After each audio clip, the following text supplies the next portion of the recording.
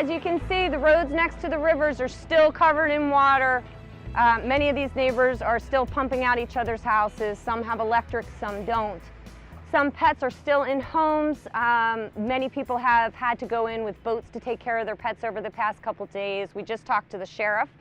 He said today was the first day he could get into his waterlogged home by vehicle and foot to go take care of his pets. Right now we're going door to door, letting people know that we are here, we are helping to care for pets, and that the animal shelter is open just a mile or two down the road from here, from all this water, where it is dry and safe, and that they can bring their pets to be held, or if they find a stray, that they should bring it to us so we can help reunite it or get it to a safe home.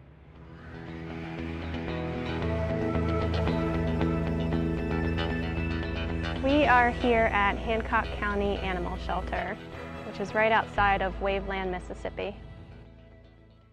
They had their shelter previously flooded, and so this year they were better prepared and moved all of their animals to a temporary shelter to wait out the storm until they got the okay to move the animals back here to their real shelter.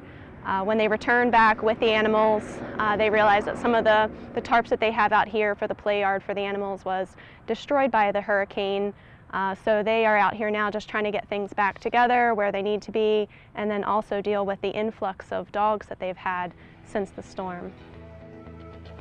So earlier this morning, after we did our assessment here, we realized that there are a few things that we can actually purchase here in town and get started. So we went into town, picked up some local supplies, and then came back on out here and are now putting up the shade tent so that way tomorrow, when the dogs come out, they'll immediately be able to enjoy the work that we've been putting in here today. This is a pretty small shelter.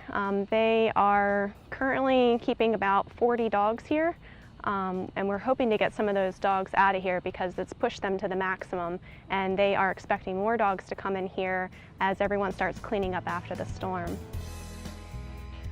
Well, during the storm, these dogs were held at a temporary location, which is just an area where they knew they weren't going to get hit with the flooding. This was just sort of a warehouse type situation where the dogs were housed in crates throughout the storm.